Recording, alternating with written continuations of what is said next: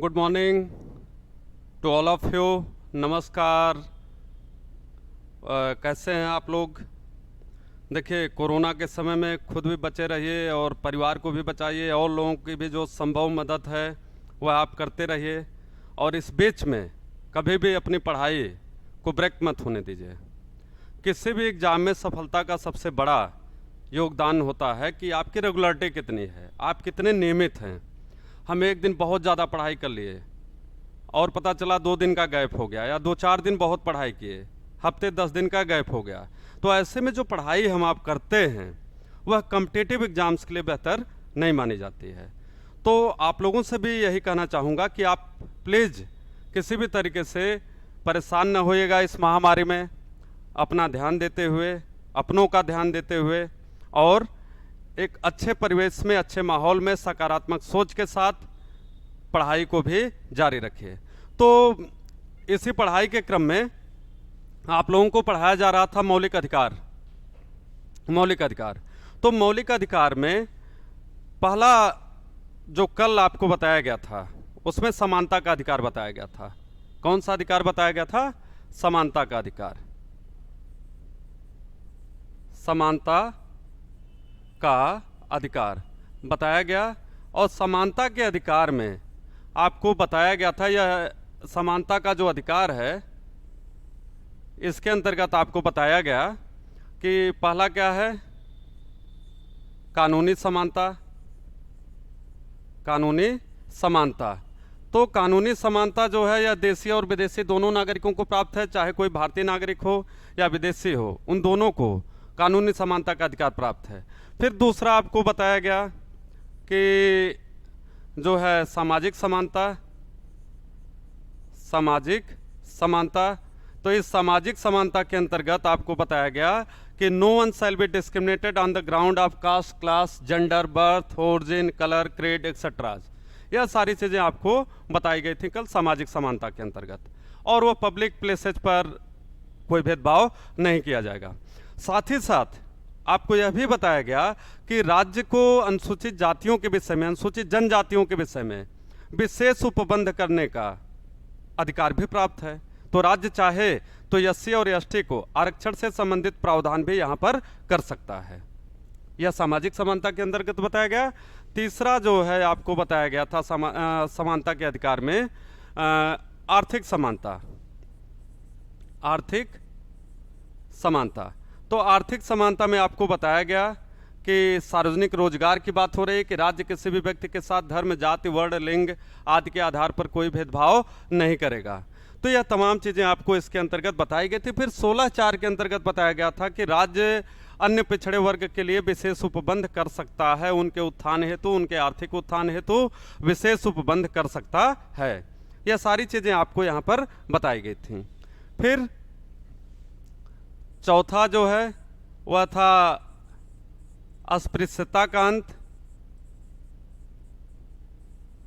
अस्पृश्यता का अंत, तो अस्पृश्यता के अंत के अंतर्गत आपको बताया गया था कि राज्य कैसे जो है छुआछूत का अंत करेगा, क्योंकि भारत जैसे देश में जहां पर एक जातीय वर्गीकरण हुआ है विभिन्न वर्गों का, और जो सामाजिक ताना बाना है, इसमें जातियां बड़ा महत्वपूर्ण योगदान प्ले किए हैं। तो बहुत सारी जातियां रही हैं। कुछ जातियों को हमने उच्च जातियों के अंतर्गत रखा, कुछ को निम्न, जिसे हम दलित कहते हैं। तो ऐसे वर्ग जो डिप्राइव्ड हैं, पिछड़े हैं, दलित हैं, इनका कोई शोषण न हो सके या किसी जाति के आधार पर इनके साथ कोई भेदभाव न हो सके, तो इनके लिए संविधान में यह उपबंध किया गया कि किसी भी प्रकार के अस्पृश्यता का या छुआछूत का भारतीय संविधान निषेध करता है। यह भी यहाँ पर आपको बताया गया। इसके बाद 5वां कह रहा है कि उपाधियों का अंत।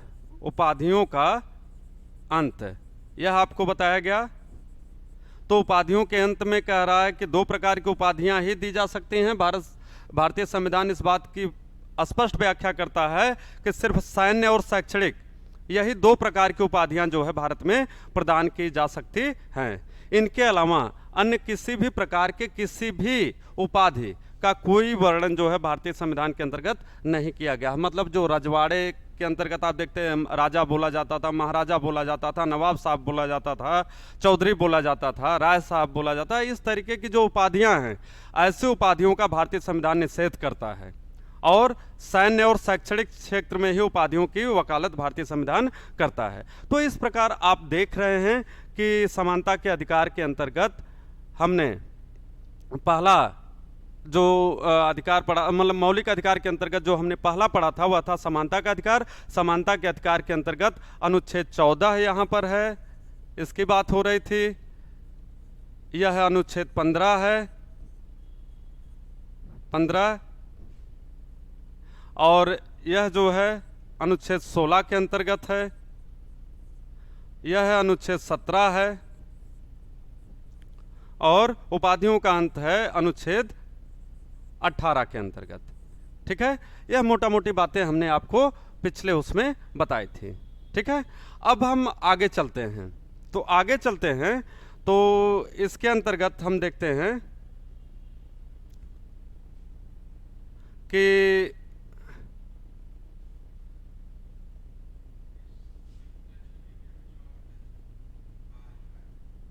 ठीक है, इसके अंतर्गत हमने देखा कि जो दूसरा मौलिक अधिकार है आपका वह था क्या, स्वतंत्रता का अधिकार। स्वतंत्रता का अधिकार, तो स्वतंत्रता के अधिकार के अंतर्गत अगर हम बात करें स्वतंत्रता का अधिकार, तो स्वतंत्रता के अधिकार जिसे हम राइट टू फ्रीडम भी बोलते हैं, इसमें क्या कह रहा है, कह रहा है कि वाक स्वातंत्र्य आदि विषयक कुछ अधिकारों का संरक्षण। मतलब अगर हम यह कहें कि right to freedom of speech and expression, यह सारी चीज़ें जो है जो आपको स्वतंत्रता संबंधित अधिकारों के अंतर्गत शामिल होती हैं वह यहाँ पर दिया गया है। तो इसलिए पहला शब्द देखिए दिया गया है वाक स्वातंत्र, फ्रीडम ऑफ स्पीच जिसे हम कहते हैं इंग्लिश में, फ्रीडम ऑफ स्पीच, हमें बोलने की आज़ादी जो है दी गई है। फिर यहाँ पर कह रहा है कि आदि विषयक कुछ अधिकारों का संरक्षण, तो ऐसे अन्य विषय भी हैं जो आपके स्वतंत्रता के अधिकार के अंतर्गत आते हैं, उनका वर्णन किया गया है। तो देखिए यहाँ पर जो मूल संविधान था, ध्यान से देखिएगा लाइन, कहता है कि मूल भारतीय संविधान में, मूल संविधान में 7 प्रकार की स्वतंत्रता का वर्णन किया गया है। 7 प्रकार की स्वतंत्रता का वर्णन किया गया है। इस लाइन को आप बड़े कायदे से पूछा जाता, बहुत इंपॉर्टेंट प्रश्न है, या जो हाईलाइट किया जा रहा है आपके लिए, यह बताया जा रहा है कि ऐसा प्रश्न पूछा गया है। पिछले प्रैक्टिस सेट आप सॉल्व करेंगे तो पूछा जाता है कि अनुच्छेद 19 के अंतर्गत कितने प्रकार के स्वतंत्रता का वर्णन किया गया था। तो वर्तमान में 6 हैं, लेकिन यहां पर एक शब्द हमने इस्तेमाल किया हुआ है मूल संविधान में। तो मूल संविधान में कह रहा है कि मतलब जब संविधान बना था तब 7 प्रकार के स्वतंत्रता का वर्णन किया गया था, जिसको हम आगे बताएंगे कि वर्तमान में 6 ही क्यों हैं, एक उसमें से कहां गायब हो गया। तो यह सारी चीज आपको आगे बताई जाएगी। ठीक है, और यहां पर जो देख रहे हैं ABCDEFG, तो यह बता रहा होगा कि 7 हैं, ABCDEFG, यह 7 दिखा रहा है, लेकिन एक जगह F के सामने देख रहे होंगे कि डॉट डॉट डॉट दिया गया है। इसका मतलब है कि यह जो छठे प्रकार के स्वतंत्रता थी, 6ठे नंबर पर जो स्वतंत्रता दी गई थी, उसको वर्तमान समय में डिलीट कर दिया गया है। वर्तमान में यह स्वतंत्रता के अंतर्गत शामिल नहीं है। तो वर्तमान में अगर हम बात करें वर्तमान में, तो 6 प्रकार की स्वतंत्रता का वर्णन किया गया है। यहां पर लिख सकते हैं कि वर्तमान संविधान में 6 प्रकार की स्वतंत्रता, 6 प्रकार की स्वतंत्रता का वर्णन यहां पर किया गया है। ठीक है, 6 प्रकार की स्वतंत्रता का वर्णन किया गया है। तो यह जो 6 प्रकार की स्वतंत्रता का वर्णन किया गया है, इसमें पूछा जाता है कभी कभी कि निम्नलिखित में से कौन सी स्वतंत्रता निरसित है। निरसित शब्द ध्यान से सुनिएगा, संविधान में बोला जाता है निरसित। तो निरसित का तात्पर्य होता है निकाल दिया गया है, deleted. Which among the following right to freedom of speech has been deleted from the constitution? तो आंसर इज 19(1)(f). 19(f) आप सीधे इसको कह सकते हैं। ठीक है, 19(1)(f) 19(1)(f) को जो है डिलीट कर दिया गया है, 19(1)(f), ठीक है। अब इसके बाद यहां पर अगर हम देखें तो जो ये आपकी 7 प्रकार की स्वतंत्रता जो मूल संविधान में दी गई है, उसमें पहला क्या दिया गया है? पहला दिया गया है वाक स्वातंत्र्य और अभिव्यक्ति स्वातंत्र्य का अधिकार। तो कहता है right to freedom of speech and expression, right to freedom of speech and expression. तो यह जो freedom of speech and expression दिया गया है, यह है अनुच्छेद 19(1)(a), 19(1)(a) के अंतर्गत आता है। इस बात का ध्यान दीजिएगा, 19(1)(a) के अंतर्गत आता है। और कभी कभी प्रश्न पूछा जाता है जो बहुत इंपॉर्टेंट प्रश्न है कि मीडिया की स्वतंत्रता, मीडिया न्यूज़पेपर की स्वतंत्रता कहां पर दी गई है? मीडिया की स्वतंत्रता, तो मीडिया की स्वतंत्रता भी सर्वोच्च न्यायालय ने अपने एक ऑर्डर के माध्यम से, एक आदेश के माध्यम से यह स्पष्ट कर दिया कि जो मीडिया की स्वतंत्रता है, यह है अनुच्छेद 19(1)(a), यहां पर अनुच्छेद 19(1)(a), यह जो है इसके अंतर्गत दिया गया है, ठीक है। तो यह जो चीज दी गई है, इसको आपको याद रखना है कि मीडिया की स्वतंत्रता, कभी कभी प्रश्न को थोड़ा सा घुमाता है, बात वहीं रहती है, आंसर वहीं पर दिखेगा। यह लाइन स्पष्ट करा, वाक स्वातंत्र्य, वाक्य की स्वतंत्रता मतलब बोलने की स्वतंत्रता यहां पर दी गई है, अभिव्यक्ति की स्वतंत्रता, एक्सप्रेशन की स्वतंत्रता यह यहां पर दी गई है। तो कह रहा है कि वाक स्वातंत्र्य और अभिव्यक्ति की स्वतंत्रता, इसी के अंतर्गत मीडिया की, न्यूज़पेपर की भी स्वतंत्रता का वर्णन यहां पर किया गया है भारतीय संविधान के अंतर्गत। तो हमें उम्मीद है कि आपको यह लाइन समझ में आ रही होगी। और यहां से क्या प्रश्न बनते हैं कि मूल संविधान में कितने प्रकार की स्वतंत्रता थी? तो इस अनुच्छेद के अंतर्गत पूछा जाता 7 प्रकार की स्वतंत्रता। मूल संविधान जब बोला जाएगा, वर्तमान संविधान में कितने प्रकार की स्वतंत्रता है? तो 6 प्रकार की स्वतंत्रता का वर्णन किया गया है, ठीक है। 19(1)(f) अभी जो हमने बताया आपको कि यह निश्चित है। निश्चित कौन सा है? तो कहता है 19(1)(f), यह जो है निश्चित है।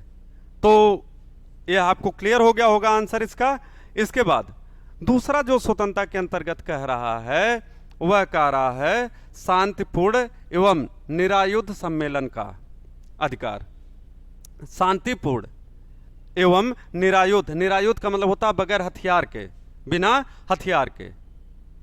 तो शांतिपूर्ण ढंग से निरायुध सम्मेलन का अधिकार, तो हम सम्मेलन कर सकते हैं, मीटिंग में भागीदारी कर सकते हैं, लेकिन ध्यान रखिएगा वहां पर किसी भी रूप में शस्त्र अलाउ नहीं है, किसी भी रूप में शस्त्र अलाउ नहीं है कि हम राइफल लेके जा रहे हैं, हम रिवॉल्वर लेके जा रहे हैं, हम पिस्टल लेकर के जा रहे हैं, नहीं, बिल्कुल नहीं। भारतीय संविधान इस तरीके के किसी भी आयुध के प्रयोग का या आयुध के साथ भागीदारी का प्रतिषेध करता है, इस पर निषेध करता है, इसके विषय में रोकता है। Indian constitution prohibits to carry any kind of weapons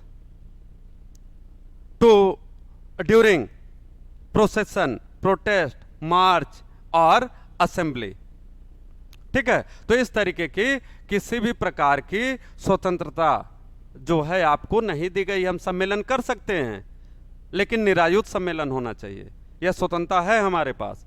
तो आपको क्लियर हो रहा होगा कि जो दूसरी स्वतंत्रता दी गई है शांतिपूर्ण एवं निरायुध सम्मेलन का, इसका तात्पर्य क्या है, ठीक।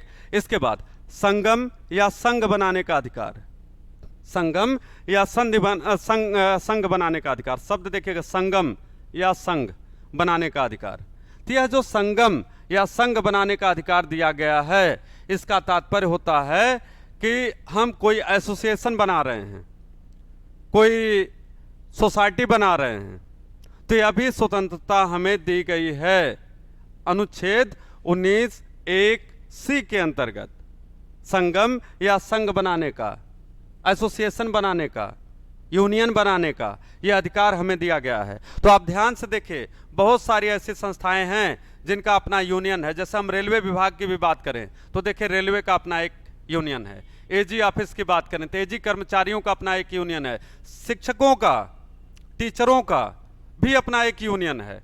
तो बहुत सारे विभागों में देखिए यूनियन की स्थापना हुई है, और वह यूनियन बनाने की स्वतंत्रता हमें कहां पर दी गई है? तो आपको याद रखना है, अनुच्छेद 19(1)(c) के अंतर्गत हमें यह अधिकार दिया गया है, यह स्वतंत्रता दी गई है। तो स्वतंत्रता के रूप में यह अधिकार आपको दिया गया है। ठीक है, स्वतंत्रता के रूप में यह अधिकार आपको दिया गया है 19(1)(c) के अंतर्गत। हाउ टू फॉर्म एसोसिएशन और union, you have got that freedom to form an association or union. So you have to keep in your mind that you have the freedom to form association or union. I hope it is clear now. अगला देखिए 19(1)(d) जो कह रहा है कि भारत के राज्य क्षेत्र में सर्वत्र अबाध संचरण का अधिकार, निर्बाध, अबाध, बगैर किसी बाधा के संचरण का अधिकार। और बड़ा इंटरेस्टिंग फैक्ट एक है कि पहले क्या बोला जाता था, जम्मू कश्मीर को छोड़ करके, पहले बोला जाता था जम्मू कश्मीर को छोड़ करके, यहां पर एक शब्द इस्तेमाल होता था J&K, जम्मू एंड कश्मीर को छोड़ करके, यह पहले बोला जाता था। ध्यान दीजिएगा इस लाइन को, ठीक है, जम्मू कश्मीर को छोड़ करके। लेकिन अब जम्मू कश्मीर भी इसमें शामिल हो गया है। अब आप जम्मू कश्मीर में भी जा सकते हैं। कारण क्या है? अनुच्छेद 370 को भारतीय संविधान से समाप्त कर दिया गया। Article 370 which had given special protection, special power to the state of Jammu and Kashmir has been deleted from the Constitution of India. अनुच्छेद 370 जिसके अंतर्गत जम्मू कश्मीर के लोगों को विशेष राज्य का दर्जा दिया गया था, तो वह जो विशेष राज्य का दर्जा है वह है, आप देखे होंगे कि इसी वर्तमान एनडीए सरकार ने इसको क्या किया, डिलीट कर दिया। और साथ ही साथ अनुच्छेद 35 से 35A, आप बहुत सुनते होंगे 35A, 370 क्या था, जम्मू कश्मीर को विशेष राज्य का दर्जा। अनुच्छेद 370 जम्मू कश्मीर के नागरिकों के लिए विशेष राज्य के दर्जा के रूप में इसका वर्णन किया गया था। उसका अपना संविधान था। भारत के अन्य राज्यों के लिए एक ही संविधान था, भारत का संविधान। जम्मू कश्मीर के लिए दो संविधान था, एक तो भारत का संविधान और दूसरा जम्मू कश्मीर का संविधान। दोहरी नागरिकता, भारत के अन्य राज्यों के लिए सिंगल नागरिकता थी, इकहरी नागरिकता थी, लेकिन जम्मू कश्मीर के लिए दोहरी नागरिकता का उपबंध किया गया था। ठीक है, फिर हमने कहा कि अनुच्छेद 35 ए को भी भारतीय संविधान में 370 के साथ जो है डिलीट कर दिया गया। तो 35A में क्या था, तो कहता है domicile, right to domicile which was given to the state of Jammu and Kashmir. Jammu Kashmir के नागरिकों को निवास संबंधी अधिकार दिया गया था। मतलब निवास, आप देखते हैं कि भारत में यह माना जाता है कि हम कहीं का भी निवास बनाए हैं तो भारत के नागरिक माने जाते हैं। उसके बाद ये वह निवास प्रमाण पत्र आपका यह बताता है कि हम भारत में तो हैं, लेकिन किस राज्य में हैं, किस जिले से हैं, किस गांव से हैं। लेकिन यह क्लियर रहता था पहली लाइन में कि हाँ, यह व्यक्ति जो है भारत का नागरिक है, इसलिए आपसे क्या मांगा जाता था, निवास प्रमाण पत्र। लेकिन जम्मू कश्मीर में वह निवास प्रमाण पत्र पहले जो है लागू नहीं होता था। ठीक है, लेकिन जब 35A को समाप्त किया गया, जो डोमिसाइल या निवास का जो अधिकार था वह उसकी विधानसभा को दिया गया था। भारत में निवास संबंधी किसी भी विवाद का निपटारा करने के लिए भारत की संसद थी, लेकिन जम्मू कश्मीर के लिए जम्मू कश्मीर की विधानसभा होती थी। ठीक है, विधानसभा, विधान परिषद दोनों ही बॉडी वहां पर थी और यह होती थी, मतलब वहां की विधायिका होती थी। लेकिन जब 35A को भारतीय संविधान से निकाल दिया गया तो यहां पर यह भी बात क्लियर हो गई कि अब जम्मू कश्मीर जो एक एक्सेप्शन के रूप में था, अपवाद के रूप में था, वह अब कट हो गया। क्या हो गया, कट हो गया। मतलब कि अब जम्मू कश्मीर में भी अब आप निर्बाध रूप से, अबाध रूप से विचरण कर सकते हैं। तो जोड़ करके चीजों को देखेंगे तो अनुच्छेद यह बड़े आसान से हैं और ये आपके जीवन से जुड़े हुए हैं। हम आप भारत के नागरिक थे, क्यों जम्मू कश्मीर नहीं जा सकते थे? यह एक प्रश्न का जवाब हमने आपको दिया कि क्यों 370 उनके लिए स्पेशल था जो अन्य राज्यों को नहीं मिला हुआ था, क्यों 35 से उनके लिए स्पेशल था जो अन्य राज्यों को नहीं मिला हुआ था। लेकिन जब 370 और 35 से को समाप्त किया गया तो निश्चित रूप से अब यह सभी के लिए हो गया, समान अधिकार के रूप में स्थापित हो गया। क्लियर? फिर इसके बाद अगला है 19(1)(e). यह कह रहा है भारत के किसी भी क्षेत्र में निवास करने और बस जाने का अधिकार। भारत के किसी भी क्षेत्र में निवास करने और बस जाने का अधिकार। यहां भी एक्सेप्शन में क्या था? जम्मू एंड कश्मीर। तो आंसर वही है। अब आप जम्मू कश्मीर में भी निवास कर सकते हैं, बस सकते हैं, वहां पर जमीन खरीद सकते हैं, संपत्ति अर्जन कर सकते हैं। तो इस तरीके से भारतीय संविधान में जो यह संशोधन हुआ जिसके माध्यम से 370 और 35 से को डिलीट कर दिया गया, निरसित कर दिया गया संसद के द्वारा विधि बना करके, तो वह है जम्मू कश्मीर को अपवाद के रूप में स्थापित नहीं करती है। क्लियर? फिर 19(1)(f). 19(1)(f) हमने कहा कि यह संपत्ति संबंधी अधिकार था, संपत्ति संबंधी अधिकार था। और 19(1)(f) को ध्यान से देखिएगा 44वें संविधान संशोधन के द्वारा, 44वें संविधान संशोधन के द्वारा 1978 में इसको जो है डिलीट कर दिया गया, इसको निरसित कर दिया गया। ठीक है? तो अब ऐसी स्थिति में आपको क्लियर है कि 19(1)(f), 19(1)(f) यह जो है 44वें संविधान संशोधन के द्वारा 1978 में निरसित कर दिया गया, डिलीट कर दिया गया, भारतीय संविधान से निकाल दिया गया। ठीक है? और इसको कहां पे प्रतिस्थापित किया गया? तो जब अनुच्छेद 31 हम आपको पढ़ाएंगे, अनुच्छेद 31 जो मूल संविधान में संपत्ति के अधिकार के रूप में था, तब वहां पर बताएंगे कि यह अनुच्छेद 300(a), 300(a), 300(क), के अंतर्गत जो है इसको ले जाकर के कानूनी अधिकार के रूप में प्रतिस्थापित कर दिया गया है। ठीक है? विधिक अधिकार के रूप में, कानूनी अधिकार के रूप में इसको प्रतिस्थापित किया गया है। तो यह भी क्लियर हो गया आपका कि 19(1)(f) क्या था। फिर अगला 19(1)(g) कहता है कोई वृत्ति, उपजीविका, व्यापार या कारोबार करने का अधिकार। इसका मतलब है कि हमें आजीविका पाने का अधिकार है, स्वतंत्रता प्रदान की गई है, रोजगार पाने की स्वतंत्रता प्रदान की गई है, और किसी भी प्रकार से अपने कारोबार को, व्यापार को, उपजीविका को, ठीक है, आदि की स्वतंत्रता हमें प्रदान की गई है संविधान के द्वारा। और यह कहां पर दी गई है? अनुच्छेद 19(1)(g) के अंतर्गत। ठीक है? अनुच्छेद 19(1)(g) के अंतर्गत। तो अब आप देख रहे हैं कि भारतीय संविधान में जो स्वतंत्रता का अधिकार था अनुच्छेद 19 के अंतर्गत, इसमें कितने प्रकार के स्वतंत्रता का वर्णन किया गया है? तो आपको बताया गया वर्तमान में 6 प्रकार की स्वतंत्रता है। क्यों?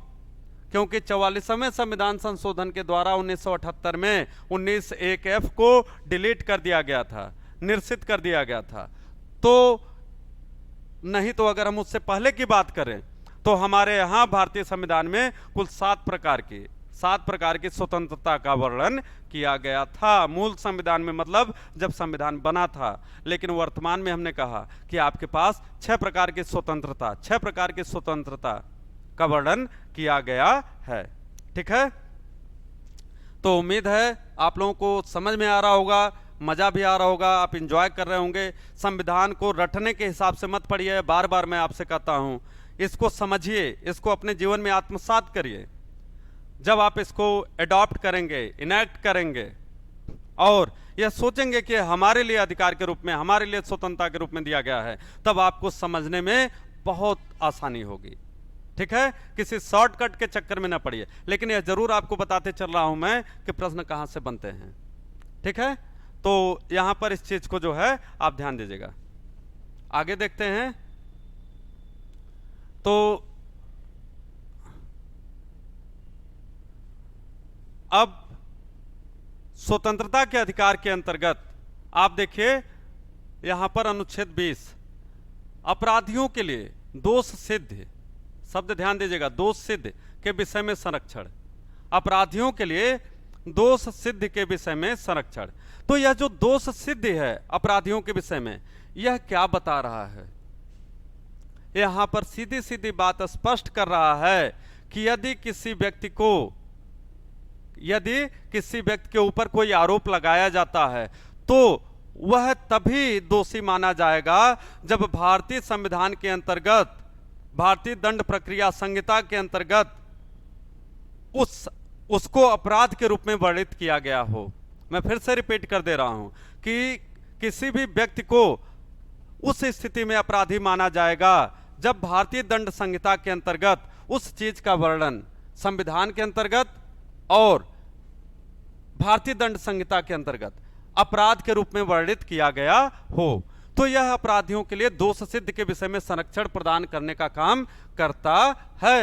यहां पर जो सबसे महत्वपूर्ण लाइन है वह यह कहता है कि किसी भी व्यक्ति को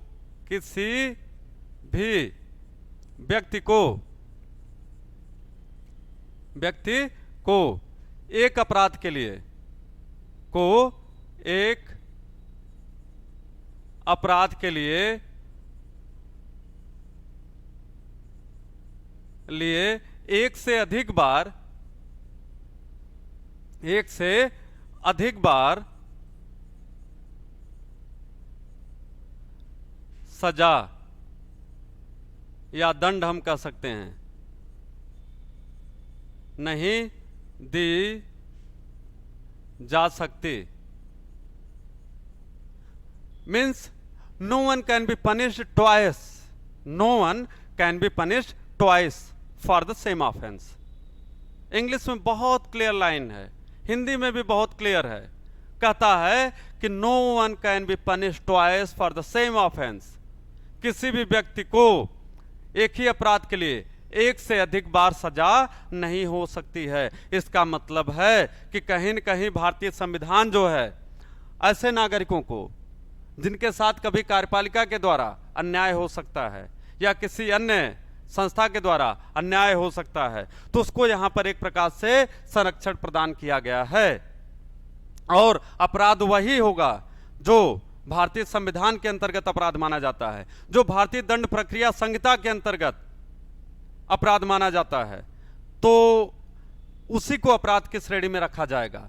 अन्यथा किसी के ऊपर अनावश्यक कोई आरोप लगा देना जिसका वर्णन कि संविधान में ना हो, भारतीय दंड प्रक्रिया संहिता के अंतर्गत ना हो, वह अपराध नहीं माना जाएगा। जिसे संसद ने अपराध के रूप में परिभाषित किया हुआ हो वही अपराध की श्रेणी में आएगा। इस बात का आपको ध्यान देना है। और सबसे इंपॉर्टेंट लाइन जिसे हमने कहा, इसे हम नोट लिख करके भी समझ सकते हैं कि किसी भी व्यक्ति को एक अपराध के लिए एक से अधिक बार सजा नहीं दी जा सकती है। No one can be punished twice for the same offence. No one can be punished twice for the same offence. तो I hope this part of right to freedom of speech is quite clear. मुझे विश्वास है कि यह चीज जो है आपको समझ में आ रही होगी। ठीक है, आगे हम देखते हैं अनुच्छेद 21, प्राण और दैहिक स्वतंत्रता का संरक्षण। प्राण और दैहिक स्वतंत्रता का संरक्षण, ध्यान दीजिएगा, यह स्वतंत्रता असीमित है। क्या है? पूछा जाता है निम्नलिखित में से किसके अंतर्गत असीमित स्वतंत्रता का वर्णन किया गया है? असीमित। तो असीमित स्वतंत्रता का वर्णन अनुच्छेद 21 के अंतर्गत किया गया है। मतलब इसी को माना जाता है कि असीमित है। पहले पूछा जाता है कितने विषय इसके अंतर्गत शामिल हैं, तो आंसर होता था 18 विषय इसके अंतर्गत शामिल होते थे, पहले पूछा जाता था। लेकिन अभी अगर हम देखें तो यह परिभाषा थोड़ी सी बदली है, क्योंकि अनुच्छेद 21 के अंतर्गत वह समस्त अधिकार आते हैं जो एक व्यक्ति को एक मानव के रूप में परिभाषित करते हैं। और एक मानव का मतलब होता है कि गरिमामय जीवन जीने का अधिकार, गरिमामय जीवन जीने का अधिकार, गरिमामय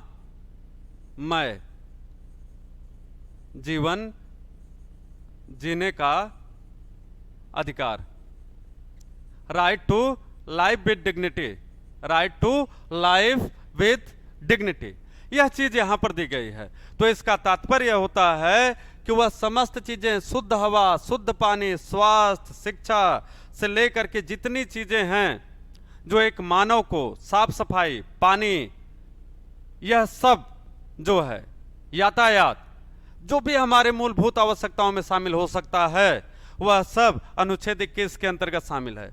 तो ध्यान दीजिएगा, यह जो प्राण और दैहिक स्वतंत्रता का संरक्षण जो अनुच्छेद 21 के अंतर्गत दिया गया है, हमने कहा यह असीमित है। सर्वोच्च न्यायालय ने अपने एक निर्णय में यह कहा कि अनुच्छेद 21 वास्तव में असीमित है, इसमें वह समस्त चीजें शामिल हो सकती हैं जो एक व्यक्ति को मानव के रूप में परिभाषित करते हैं और जो एक मानव होने के नाते उसके सर्वाइवल के लिए, उसके जीवन के लिए जरूरी हैं, जिनके बिना कोई भी व्यक्ति अपना जीवन नहीं जी सकता है। तो यह समस्त चीजें अनुच्छेद 21 के अंतर्गत शामिल की गई हैं।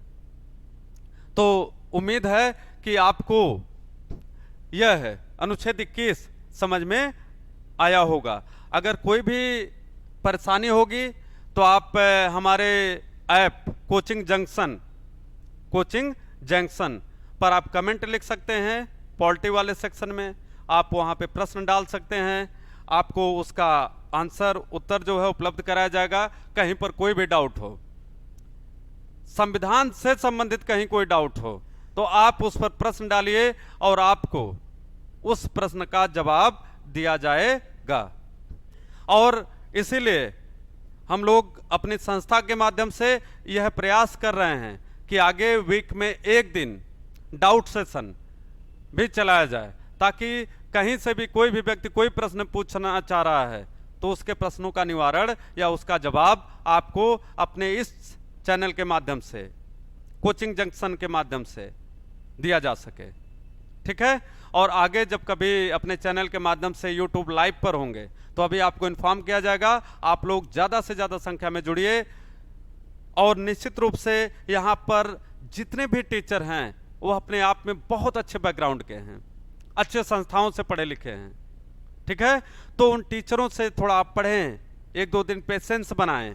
हो सकता है हम लोग आपको बहुत ज़्यादा कहानियाँ न सुना पा रहे हों, हो सकता है हम लोग आपको बहुत ज़्यादा चटपटा न बना पा रहे हो मैटर को, लेकिन पढ़ाने से संबंधित कोई समझौता आपको इस चैनल के अंतर्गत, कोई शिकायत आपको इस चैनल के अंतर्गत नहीं आएगी। यह मेरा व्यक्तिगत वादा अपने संस्था की तरफ से आपसे है। और आप लोग इससे जुड़ेंगे तो बहुत सारी चीज़ें बड़ी इंटरेस्टिंग जो संविधान में, हम ऐसे नहीं है कि एकदम ऊपर ऊपर चलते रहें, आपको आर्टिकल बता दिए और हाँ हाँ ये इंपॉर्टेंट है, आता है एग्जाम में। हम पढ़ा रहे हैं और पढ़ाने का मतलब होता है कि आपको समझा ले जाएं, और जब आप समझ जाएंगे तो जीवन भर नहीं भूलेंगे, और जब आप रटे रहेंगे तो जैसे ही आउट ऑफ टच होंगे तुरंत ही वह चीज़ें आपको भूल जाएंगी। तो मित्रों, दोस्तों, जितने भी लोग आप लोग हो, ज़्यादा से ज़्यादा संख्या में शेयर करिए, लोगों को बताइए और इस संस्था से जुड़िए। और निश्चित रूप से मैं आपसे वादा कर रहा हूं कि यहाँ पर एक से एक जबरदस्त शिक्षक हैं और उनके साथ मैं भी जुड़ा हूं। और यह भी जानिए कि सब एक टीम के रूप में बहुत डेडिकेटेड हैं। चीज़ें 2-4 दिन में, 3 दिन में बहुत शानदार ढंग से आपके सामने आती जाएंगी। जैसे जैसे क्लासेज आगे बढ़ेंगी आपको लगेगा कि वास्तव में कोचिंग जंक्शन क्यों अन्य कोचिंग संस्थाओं से अलग है। जो भी ऑनलाइन कोचिंग आपको दे रहे हैं, ऑफलाइन कोचिंग दे रहे हैं, उनसे क्यों कोचिंग जंक्शन जो है डिफरेंट है। ठीक है। तो आप लोग पढ़िए। आगे हम चलते हैं थोड़ा सा। अनुच्छेद 22 कहता है कुछ दशाओं में गिरफ्तारी और निरोध से संरक्षण। कुछ दशाओं में गिरफ्तारी और निरोध से संरक्षण, इसे अगर हम शॉर्ट में बताएं आपसे तो इसे क्या बोला जा सकता है? इसे बोला जा सकता है preventive detention. Preventive preventive detention. यह कानून का शब्द है, लॉ का शब्द है। गिरफ्तारी पर रोक, इसको हिंदी में अगर हम बात करें तो क्या कहा जा सकता है? गिरफ्तारी पर रोक। तो यहां पर बहुत इंटरेस्टिंग चीजें हैं इस अनुच्छेद के अंतर्गत, और वह इंटरेस्टिंग चीजें क्या हैं उसको जरा ध्यान से सुनिएगा। पहली चीज कि यदि किसी व्यक्ति को गिरफ्तार किया गया है तो, यदि किसी भी व्यक्ति को गिरफ्तार किया गया है तो उसे 24 घंटे के अंदर, 24 घंटे के अंदर प्रथम श्रेणी न्यायिक मजिस्ट्रेट के समक्ष, जिसे हम कहते हैं सीजेएम फर्स्ट, सीजेएम फर्स्ट के समक्ष 24 घंटे के अंदर, 24 घंटे के अंदर यात्रा के समय को छोड़ करके, यात्रा के समय को छोड़ करके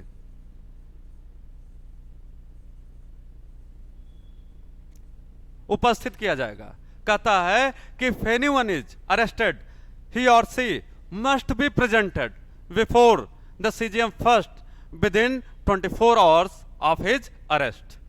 अगर किसी व्यक्ति को गिरफ्तार किया जाता है तो उस गिरफ्तार व्यक्ति का यह अधिकार होगा, गिरफ्तार व्यक्ति का, तो उसके बिहाफ पर कौन इसका ट्रायल कर सकता है? उसके बिहाफ पर जो उसके रिलेटिव हैं, रिश्तेदार हैं, घर के लोग हैं, भाई है, बहन है, माता है, पिता हैं, वह अपने उसके लिए इसका प्रयोग कर सकते हैं, अनुच्छेद 22 का प्रयोग कर सकते हैं।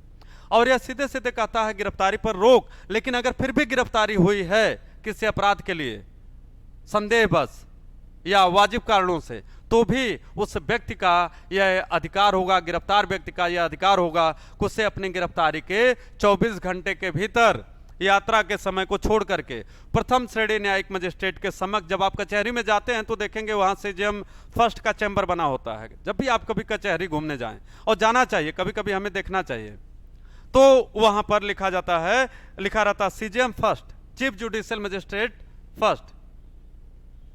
तो मैंने कहा कि उनके समक्ष 24 घंटे के अंदर उपस्थित कराया जाएगा। कौन उपस्थित करेगा? पुलिस करेगी।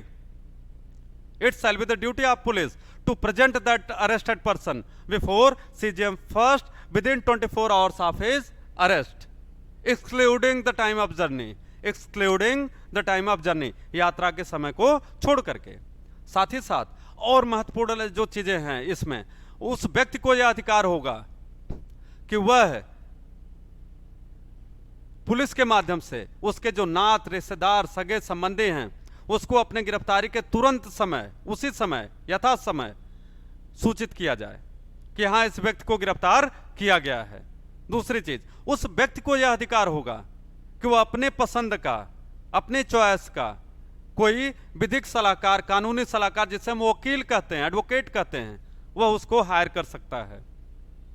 अगर वो नहीं कर पा रहा है तो यह सरकार का दायित्व होगा कि उसको वकील उपलब्ध कराए, अधिवक्ता, लीगल एडवाइजर, विधिक सलाहकार उपलब्ध कराए। तो यह तमाम चीजें यह अनुच्छेद 22 के अंतर्गत दी गई हैं। अच्छा, दूसरी चीज यह बड़ी महत्वपूर्ण पूछी जाती है कि जब किसी व्यक्ति को गिरफ्तार किया जाता है तो कितने दिन तक अधिकतम उससे गिरफ्तार किया जा सकता है? तो ध्यान से रखिए, यह भारतीय नागरिकों के विषय में यह बात हो रही है। यह जो अपराध की बात हो रही है, गिरफ्तारी की बात हो रही है, यह भारतीय नागरिकों की बात हो रही है। यह चीज विदेशी नागरिकों के ऊपर लागू नहीं होती है। जो भारत में आकर के विदेशी नागरिक हो और भारत में आकर के किसी अपराध में सम्मिलित पाया जाता है, संलिप्त है, इन्वॉल्व है, तो उसके लिए कानून लागू नहीं होता है। और इसमें अधिकतम कितने समय तक गिरफ्तारी हो सकती है किसी भी व्यक्ति की? तो आंसर है 3 महीने। कितने?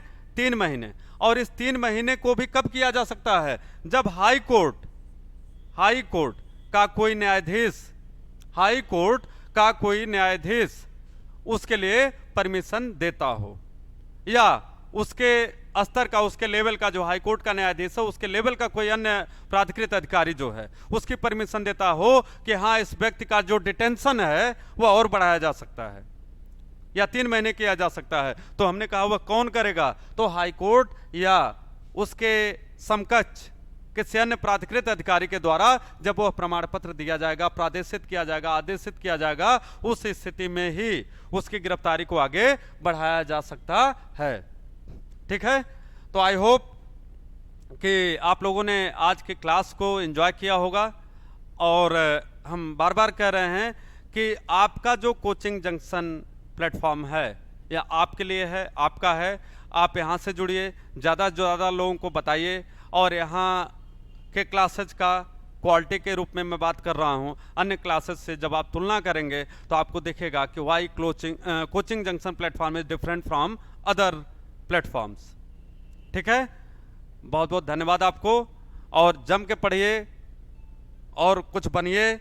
और इसके बाद जो है निश्चित रूप से अन्य लोगों को भी बताइए ताकि वह इस संस्था के माध्यम से, इस प्लेटफॉर्म के माध्यम से जुड़ सकें। हमारी ये सभी क्लासेस जो है JRS कैंपस प्रयागराज से संचालित की जाती हैं। बहुत बहुत धन्यवाद आपको।